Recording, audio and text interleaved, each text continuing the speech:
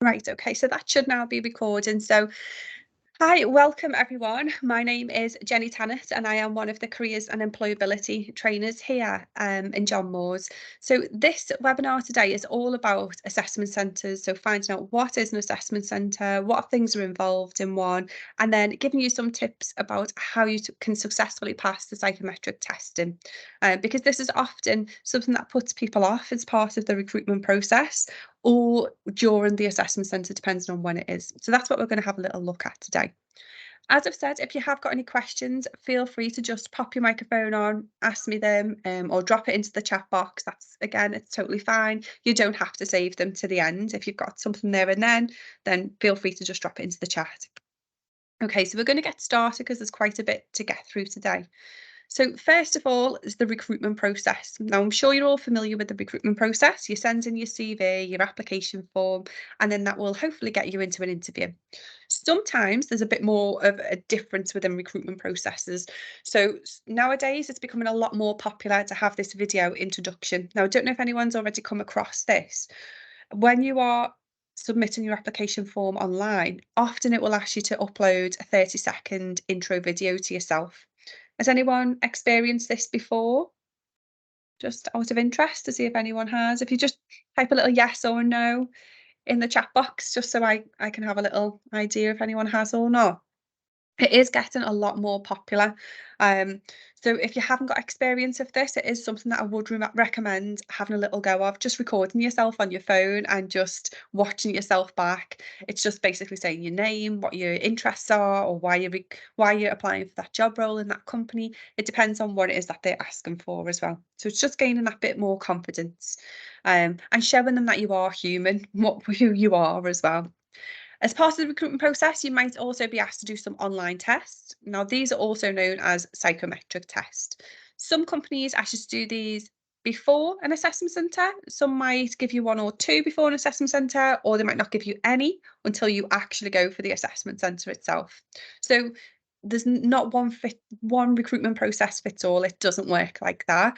Every organisation is different, but often large companies will do the psychometric testing before the assessment centre, just to sift out if they've got a large amount of applicants. It will sift out a lot of them to make sure that they're taking the right ones through to the next stage. You might also be asked to do a telephone or a video interview. These aren't scary. Lots of times people think these are really, really scary. It's just usually more of an informal chat if it's a telephone interview, but you do have to be mindful that it is still an interview. So you need to still act professional, making sure that you've got things that you're going to say, some examples that you're going to give, and the same for a video interview as well. Video interviews can range from a variety of different things.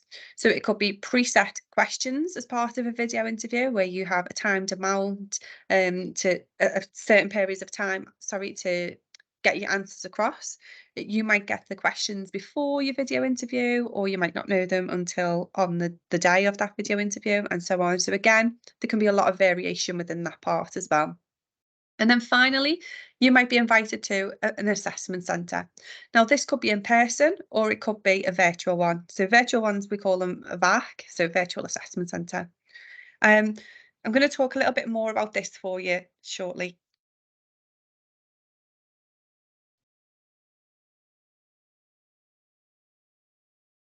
Apologies, sorry, my voice is about to go, so I'm hoping it's going to last the webinar. Okay, so what is an assessment centre? An assessment centre, it's not one of those scary things. Please don't think it is. Obviously, everyone gets nervous before going to them, but it's there to help you to make sure that this is the right job for you and that they're hiring for the right person as well. An assessment centre is basically a mixture of different tasks that you're going to be asked to complete, and it's to make sure that you are suitable for that job. You've got the competencies, you're skilled enough to do it, and you're going to fit in with their organisation as well. You will be assessed, and you will be assessed against a set criteria. So everyone will be assessed over the same criteria and the same content. If it is an in-person assessment centre, this could be half a day one, but there is some companies that do run them over 2 full days as well. It just varies on how many people that they've got coming, what activities they're going to be asking you to do, and so on. Virtual assessment centres, again, they can vary. Some could just be for a couple of hours, or it might be over a full day. It just depends on what they're asking for. With virtual assessment centres, they could be hosted over lots of different types of platforms. So it might be one that you're not familiar with. If you've used Teams like this one, maybe it's over Zoom or Hangouts. There's loads of different ways that they do it. So it just depends, again, on the organisation and what platform that they're using. Face to face, lots will do it in their own organisations if it's big enough, but others might hire a hotel or a different location if they've got a large number of people coming along to it. And I think I've got a question there. Has anyone put the hand up? So, yeah. Yes, I was just wondering, are you showing like slides at the moment or no? Is what, sorry? Are you showing like slides of a PowerPoint right now or no? Yeah, can you not see them? No, it's just white. I don't know if it's just for me or for everyone. Oh no, hopefully can everybody else see the slides, or is that not working for everyone? I can see the slides. Oh, right, okay. Oh, really I'll sorry. I probably think just, it's just yours. yeah, don't worry. I'll just go out and then go in maybe. Okay, yeah, that's fine. Sorry to interrupt you. Thank No, you. I'd rather know. Right, okay. So, yeah, so if it is in person, then you might be invited along to a hotel or a conference centre or a different kind of location rather than the actual company. And that's just because they need maybe a bigger space, or they just want to try and do it in a different environment to make you feel more relaxed as well. Okay.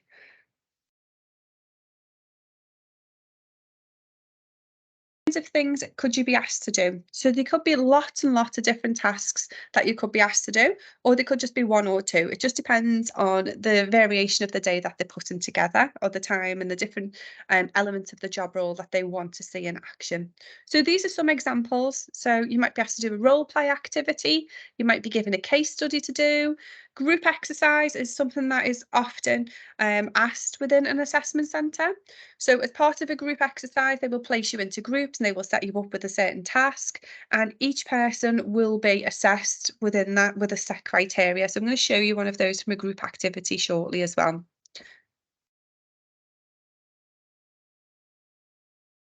You could then go on to be asked for an interview. So an interview might be held as part of the assessment centre.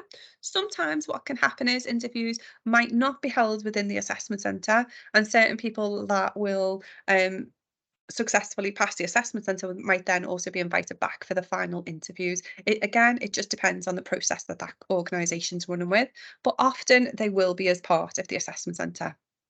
You might also be asked to do an e-try exercise, and that is basically some online tasks. So maybe you had an email sent to you, they want you to check some information on a spreadsheet, or they want you to save something to a calendar, those kinds of things. And it's just testing your IT skills. Psychometric testing, which I've mentioned previously, we're going to have a little look at a bit later on. I often find people are really, really daunted by the psychometrics. Don't let the name scare you. It's not as scary as they sound. And with a bit of practice, you can do really well on these as well. And sometimes they might ask you to do a presentation. They will give you information that you will need to produce your presentation on.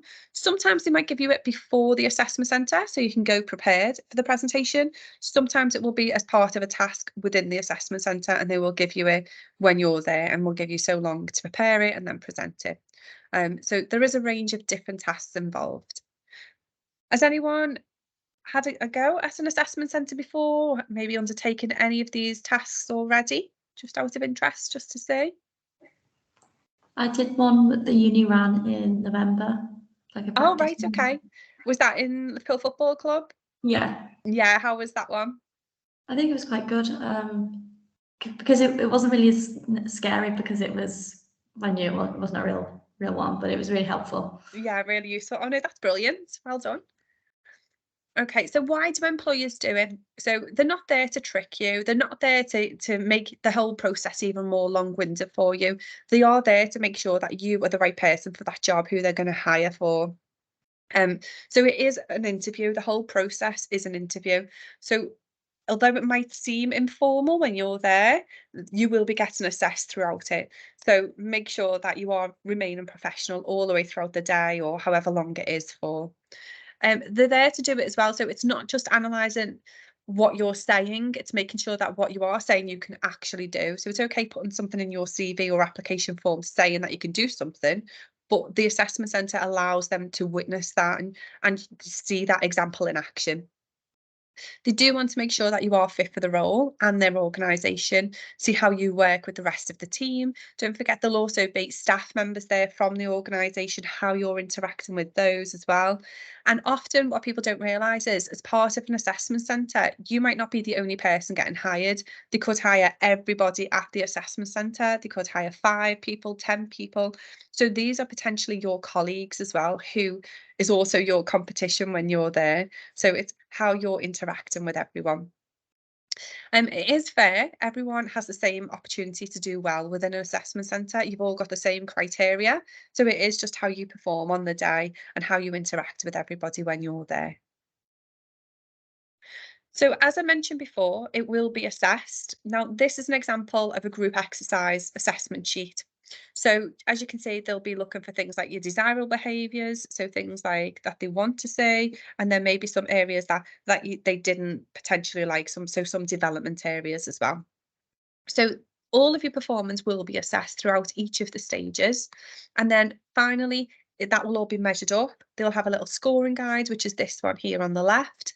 And then at the end of the day, they will rate each of the activities that you've done, give you a score, a summary is produced, and that is then what forms the basis of who they're going to take on, maybe to the next stage of a final interview, or who's been successful from the assessment centre and will be offered the job role at the end of it.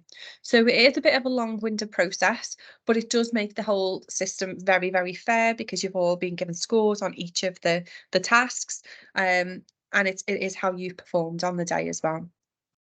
So it's okay if often people think, oh, I've done awful that first one, I've made a mess of it, I'm never going to get this now. But it doesn't work like that. It often means if you have made a mess of that first activity that you've been asked to do, then that's okay, because you've still got other activities that you can get on with and show them. You can bring that score back up as well. So it's not like an interview where maybe if you've messed an interview up, you know that you're not going to get that job. An assessment centre allows you to still pull out them scores back up as well and show them how good you actually are. So what can you do to prepare? There's lots of things that you can do.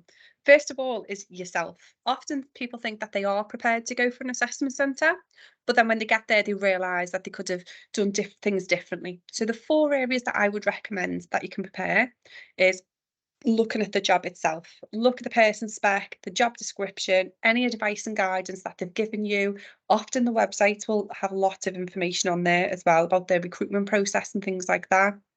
And if you have been invited to an assessment centre, they will often give you some support and information as well of what to expect.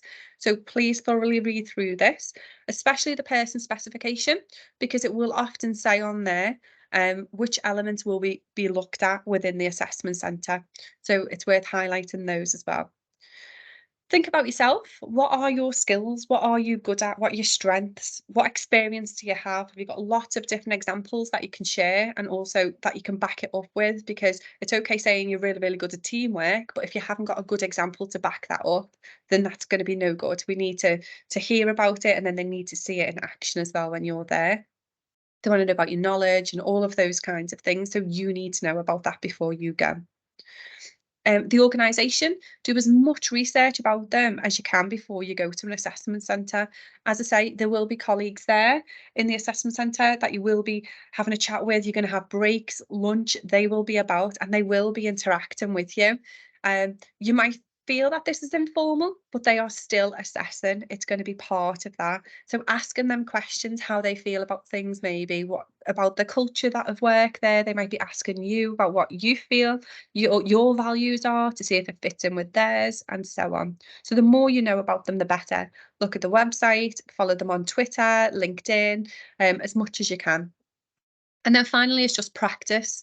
So practice things. If you know that you might be getting some technical elements, maybe an e-try activity, so you're not very good on Outlook, for example, or spreadsheets or anything like that, maybe brush up on some of those technical skills or knowledge that you might be asked. If you're not very good on the psychometric testing, have a go at practicing those before you go, or before you get to that stage within the recruitment process. It will just help you out that little bit more as well.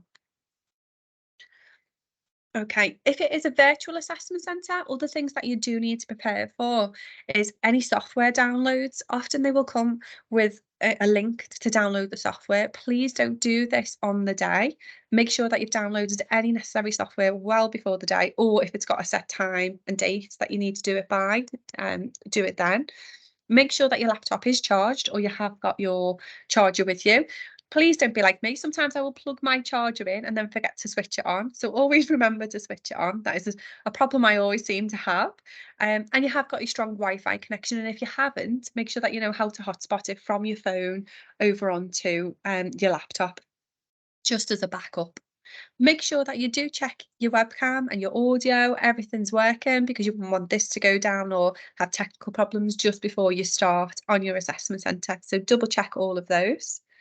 I know you should probably know all of this already because we've done lots of things virtually nowadays, but just in case as a reminder, make sure that your webcam is at eye line. So you are looking directly into the webcam, it's clear, they're not looking up your nose or down your head. Make sure you are on eye line level. And have a light behind your laptop camera. Sorry, I'm just going to let a couple more people in.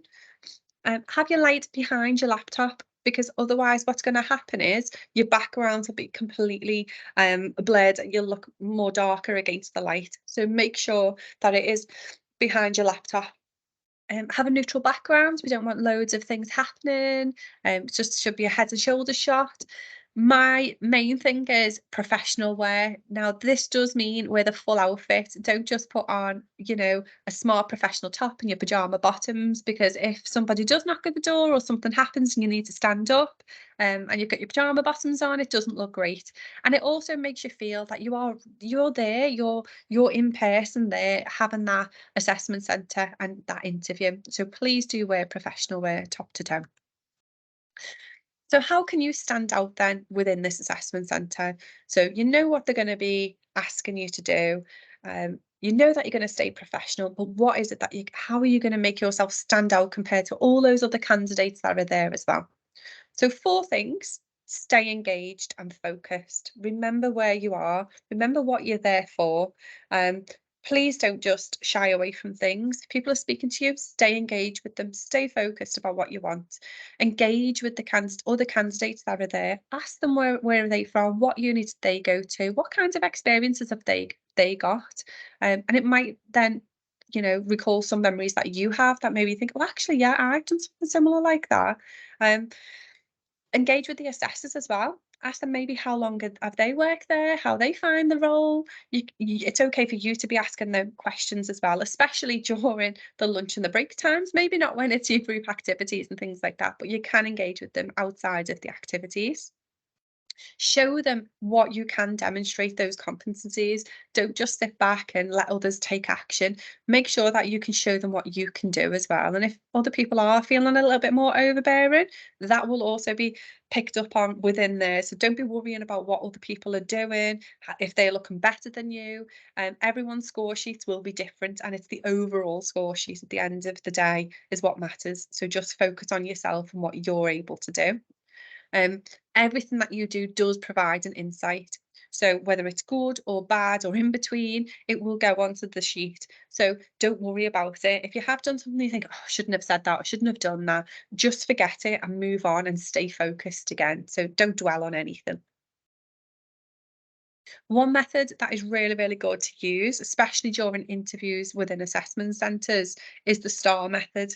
So if you are asked to share an example, STAR is a great way of staying focused. Are we all familiar with STAR? Do you want me to give a brief overview of this if you aren't familiar with it? What I find is STAR is great for doing application forms, and it is brilliant, even better, when you're in an interview. Especially for me, when I get talking, I often go off track and I will waffle on and go on and on and on. And then I would think, actually, what was that question they've just asked me? I've completely forgot. And then I think, oh no, what have I done? Where if I've got STAR in my head, I will make sure that I'm giving them the situation. So whilst at university, just on my second year of my course, blah, blah, blah, blah, then I will share the task. I was asked to work as part of a group to do, say, whatever it was that I needed to do. The action as a group, we did this. But within the group, my role was, and I will explain what my actions were, and then finally, what was the overall result? We were successful, we ended up doing this and we achieved that, and so on. So START is a great way of making something very clear, very concise, and getting your point across of your evidence of that action, whatever it was that you've been asked to do. Another thing that people ask at the end, often you can do at the end of this as well, is a reflection. So what would you do differently? And that is often a question asked in interviews. So you might be asked to give an example of something, but then the follow-up question could be, so what would you do differently? So it's always being prepared for that follow-up question as well. Okay, so we're going to have a little look at psychometric testing. So before we get started, has anyone had a go at doing psychometric testing? And if so, which ones have you had to go at and how did you find them? You want it? Yeah, One go on. for law, the Watson Glaser assessments. Sorry, say that again, sorry. I've done some for law with the Watson Glaser assessments. Right, okay. And how did you find them? I did quite a few practice ones to start off with, and they were hard to begin with, but once you've practiced, they're okay. Yeah, it's very hard at first because, well, it was for me because I always panic, especially when I see the time ticking away and you know you've only got so long to get through them. And then I often end up having to read them 2 or 3 times just to make sure I know what I need to do. But then once you have done a couple of the practices, it does start to think, oh, actually, yeah, I'm okay with these, and it's just building that confidence up. So there are a wide variation of psychometric tests that you could be asked to do. Mostly they are aptitude tests. Now these are things looking at your skill set. So it could be numerical reasoning, verbal reasoning, and so on. So those kinds of areas. They could also ask you to do a personality test. So this is looking more at your values, your interests, and so on. Also your emotions and how you will behave in certain characteristics in certain ways. Or they could be a game-based assessment. Now, there's lots of different styles of this. These, the main one that we've seen is balloon pumping exercise. So it looks at how far you will pump a balloon to see how much of a risk taker you are and things like that. Would you keep it going before it looks like it's about to burst, or do you take risks that much that you will keep going till it does burst, and so on. So yeah, they're looking at a wide variation of different types of tests that there is out there. So aptitude tests are mainly the ones that do get used, but as I say, any of them could be used. So just be mindful of them all. Numerical reasoning. So this is looking at how you can interpret things like more arithmetic. So looking at charts, the graphs, and looking at your mathematical ability, really just seeing what your processes are for that. I will show you a couple of examples of these shortly, and I'll give you some examples of where you can go on to support yourselves with these. So I'll have a little go at doing some practices. Verbal reasoning. So again, this will give you some written information, and then it will ask you, it's usually multiple choice, it will ask you which one you think the correct answer is, and you just choose from those. Diagrams, so this is like following the patterns for things, so it will give you a choice of different images, and then you have to see which one will come next or which one might be the odd one out. And then finally will be situational judgment, so it'll give you a hypothetical situation, and you would then have to pick the relevant or the appropriate one that you think would fit in the best answer given. So I'm going to give you some examples of these, show you some of them. Oh, sorry, must be after this one. So what to expect from them. So as I mentioned, they are timed, and that for me was my biggest thing. I don't always respond very well to time situations. For some reason, for me, at first, it makes me panic more, even though I know I've got a lot of time still. I don't know how long it's going to take me for each question. So that made me panic when I very first done them. But now I've had lots of practice over them. I've now realised, actually, if I just take my time, I still have loads of time left. I don't panic. So practicing really does help with that, with the time management of it. They are multiple choice or true and false questions. So there's always an option there. Your results, so these are compared to the norm, and that is how they work this out, and you will get your results at the end of it as well, what you scored, especially on our practice ones. But it is really, really important, more than anything, is read the instructions at the start and read the questions clearly and any information that is on there. Often the problem why some people don't do so well with the psychometric testing is because they haven't read it thoroughly and understood it thoroughly, and that is one of the main setbacks. Once you spend that time doing that, the rest, it does fall in naturally for people. Okay, so here's an example of a verbal reasoning. So it will give you the written example here, all the written information, and then as you can see, it's just got 3 options: true, false, or cannot say. So you would read through all of this information here and then just select the one that you feel. Now, often what will happen, especially for me, it might not for you, I would again see that time on that clock and panic, and I will panic read. Now, I would skim over this as fast as I could and then make my answer, but that not necessarily always helps at first when you do that, because you can often misread something or misunderstand it. So please don't rush. Use your time sensibly to make sure you're getting those answers as well.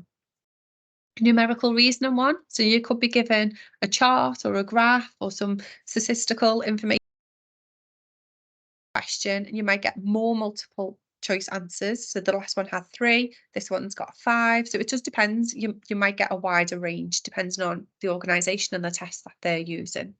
And then you would just choose the correct answer for you. And as you can see at the bottom, you do have the next button or the back button. It could be that you don't know this answer and you think, actually, I'm going to run out of time. You can move on. You can go to the next one and carry on with the remaining questions and then go back to the ones that you've missed out. That is also a possibility. So don't feel that you have to do them in order. You don't have to do that. You can move through them. So how do you pass them? How do you make sure that you are completing them as best as you can? First thing is practice. I cannot say enough. Please, please, please have a go at doing them and practice them. I will show you a link on, in fact, I'll go on to it now in case you haven't seen them already. If you go onto our John Moore's website and you click on students, and just scroll down to student futures, and then you go to Career Zone 24/7. When you go onto this, hopefully it'll load now. So we've got loads of good things on happening. Let me just, oh, it doesn't let me close it. If you click up here into this tools section, you've got lots of information here about assessment centres, but there's also this one here called aptitude tests. And if you click onto this, there's a range of different tests here for you to have a little go at and practice. So we've got the numerical ones, we've got the verbal ones. So yeah, there's a range of different ones on here. So there's the diagram ones I was talking about before. If you're unsure how to do the E-tray exercise, we've even got them on there. There's lots and lots of different ones. Okay, so feel free to make sure that you do have a go at these. You will get feedback from our ones as well to tell you what areas you've done well, what areas you didn't do so well on, and how you can improve it in the future as well. So they are definitely worth having a little practice on. You can go over them as many times as you want as well. So as I say, reading the instructions is crucial. Please don't rush through it. Make sure that you do understand what is being asked of you and be aware of the time though, but just make sure that you're aware of it, but don't be panicked by it. If you are stuck, you can move on and then just come back to it. Now, as I say, lots of assessment centres will have the psychometrics before getting to the assessment centre stage, but some will also have them during as well. So just be prepared that you could be asked to do these as part of it. So then nerves. How do we deal with nerves at an assessment centre? What can we do to make sure that when we get to this assessment centre that we are controlling our nerves, because we don't want to be that person when we get there who's extremely nervous about what is happening. And the way we can do this is making sure that we are prepared thoroughly, make sure that we have done all of those things that I mentioned before, reading through the person spec, the job description, make sure that you know what your top skills are, what good examples you've got to share. You've done your preparation on the psychometric testing, so you know that you're confident with those as well. Get a good night's sleep. This is really important. Don't stay up all night trying to prepare. Make sure that you get that good night's sleep. Try not to be self-critical, especially while you're in the assessment centre. Make sure, like I say, if you have done something and you think, actually, that wasn't my best, I've really messed up that E-tray activity, don't worry about it. You've still got other activities to work through as well. So don't be self-critical. Don't compare yourself to other people. As I say, they could hire all of the people attending the assessment centre, or no one. They might just think actually nobody, or one person, and so on. So please don't be self-critical. If you have got relaxation techniques that work for you, then please use them. Some people just like to count in the head. Some people will just do some slow breathing. Some people like to do tapping. Um, find out what for me. Don't have caffeine. That helps me a little bit more.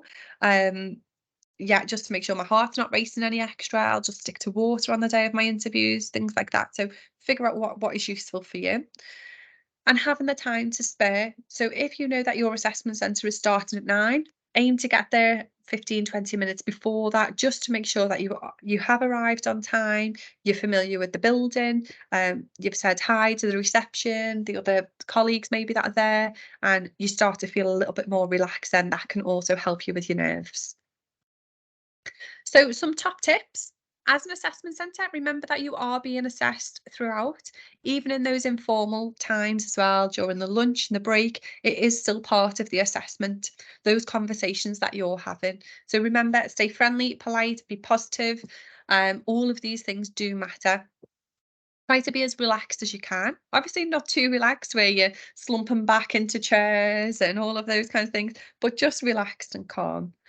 If you know that you can see other people aren't actively being involved in discussions, bring them into them, ask them some questions. It shows that you are a team player.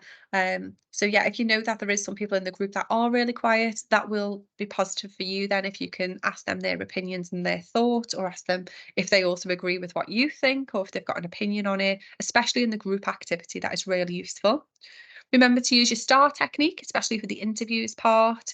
Be prepared, practice everything through. Think about any questions that you might want to ask them. Is there anything that you can't find on the website that maybe you're still intrigued to find out more about? There might be something that you want to save for the interview, or maybe you just want to ask the colleagues when you've got those informal discussions kind of happening as well. Okay. One thing to remember, it's not a competition. You are there with others, but the only person that you're competing with really is yourself, because as I say, they could hire everybody that is there.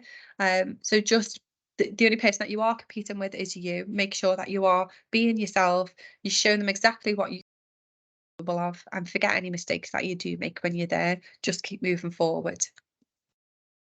Okay. Has anyone got any questions? Covered quite a lot there. I've got a couple more bits to go through, but just so far, if anyone's got any questions, feel free to pop your microphone on or drop it into the chat.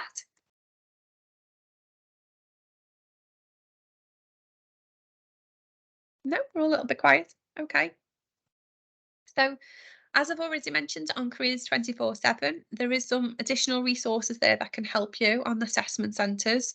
I would recommend having a little look over this as well. It gives you a little bit more of an insight into what to expect. Um, We do have as well, coming up tomorrow afternoon, a virtual assessment centre. So if you haven't signed up to it already and you'd like to come along to one, we're doing a mock practice virtual assessment centre. So we'll be doing a couple of activities. We do need some good numbers to attend for this one, because obviously we can't run a virtual assessment centre with just one person. So hopefully, fingers crossed, we'll have a good number of people attending, but I would recommend it coming along, especially if you haven't had to go over an assessment centre. It's a great way to find out what to expect, and having a little go at doing some of the activities as well. So further support, as I've mentioned, we've got Careers 24/7, or you can book in with ourselves if you do need someone to go over your CV or application form. If you want to have a little practice of doing a mock interview, then give us a call or book in with us online, and you can have a little go at practicing as a one-to-one. I've already mentioned the assessment centre tomorrow. That is at 1:30 till 3:30, and it is virtually online as well. But we do have lots of other webinars happening this week as well as part of our Grad Academy. So please come along to as many of those as you can, sign up for those.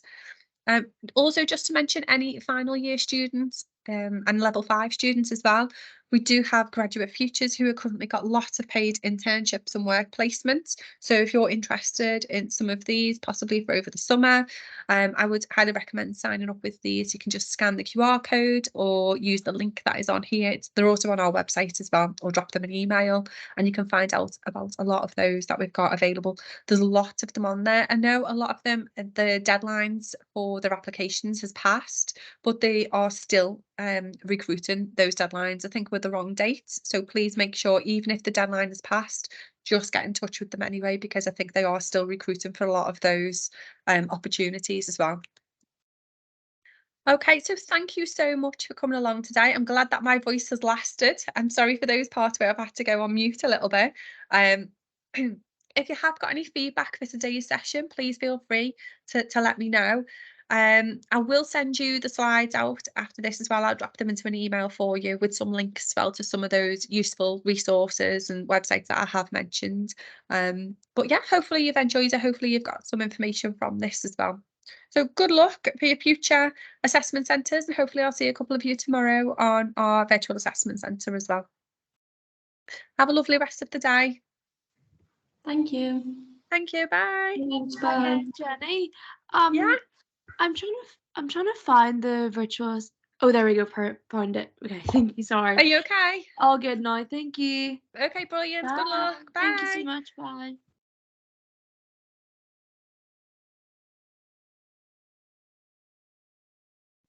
Hey Jenny. Hi. Yeah. Do you mind if I ask? Do you know